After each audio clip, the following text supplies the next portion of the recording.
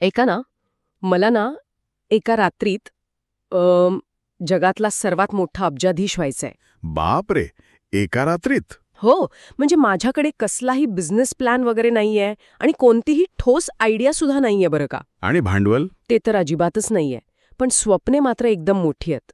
उद्या सकाळी उठल्यावर थेट फोर्ब्सच्या लिस्टमध्ये नाव हवंय मला. काय वाटतं तुम्हाला? काय वाटणार? म्हणजे अशाच हवेत इमले बांधणाऱ्या लोकांसाठी ना आपल्या पूर्वजांनी एक एकदम भन्नाट म्हण तयार करून ठेवलीये. कोणती म्हण? लकडीशिवाय मकडी वळत नाही. अगदी अचूक टोमणा मारलात तुम्ही. आणि आजच्या या आपल्या सखोल चर्चेत ना आपण ह्याच म्हणीचा वेध घेणार आहोत. बरोबर. कारण ऐकायला अगदी साधी वाटणारी ही गावरान म्हण आजच्या या अत्यंत वेगवान जगात कशी अचूक लागू होते हे पाहणं खूप रंजक आहे. हो ना. पण आधी मला सांगा, ही लकडी आणि मकडी म्हणजे नक्की काय? सोपं आहे.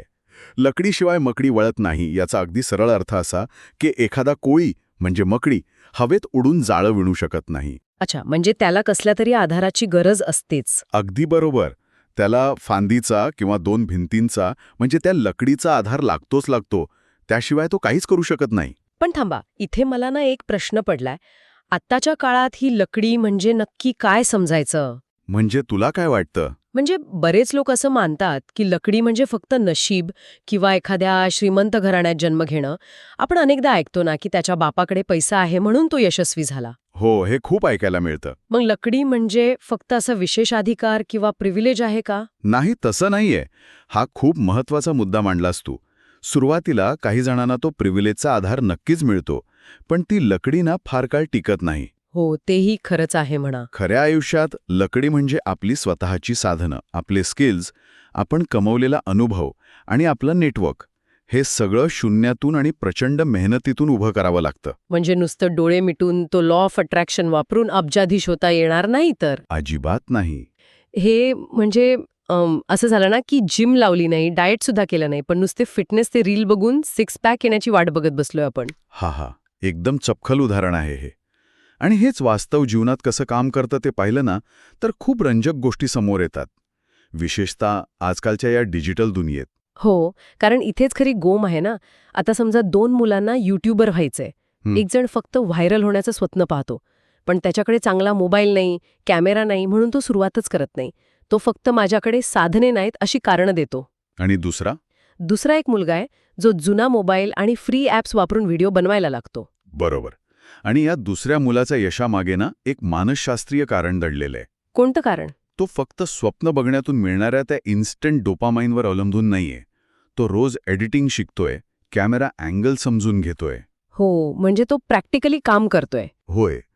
ही कौशल्य मिळवण्याची प्रक्रिया खूप कंटाळवाणी असते, पण तो न थकता स्वतःचे स्किल्स विकसित करतोय. म्हणजेच तो स्वतःची लकडी मजबूत करतोय.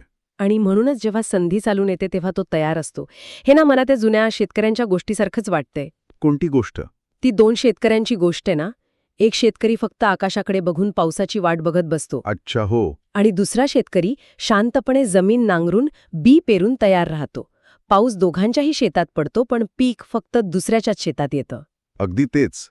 कारण नशिबापेक्षा जास्त महत्वाची तयारी असते. बरोबर. यश म्हणजे फक्त अचानक मिळालेली लॉटरी नाहीये, तर ती तयारी आणि संधी यांची भेट असते.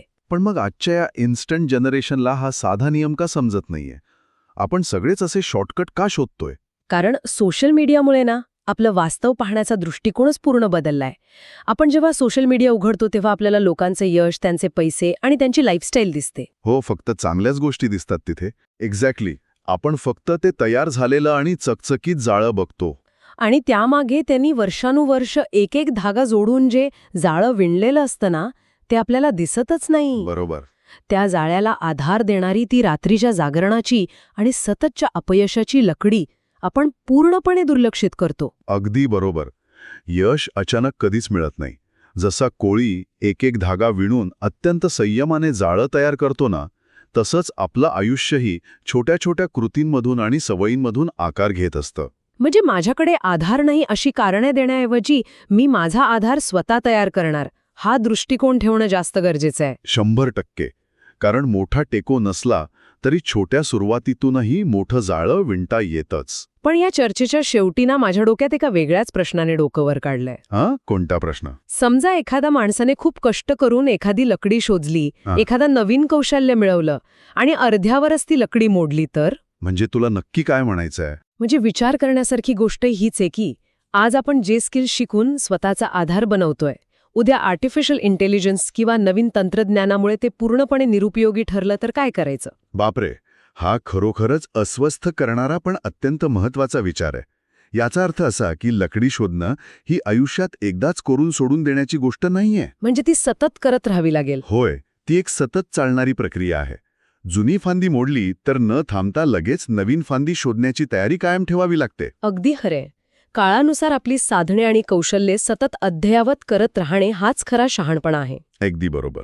याच एका महत्त्वपूर्ण आणि विचार करायला लावणाऱ्या मुद्द्यासोबत आपण आजची ही सखोल चर्चा इथे थांबूया आणि ऐकणाऱ्यांनी सुद्धा विचार करावा की तुम्ही आज तुमची कोणती नवीन लकडी शोधणार आहात. नक्कीच.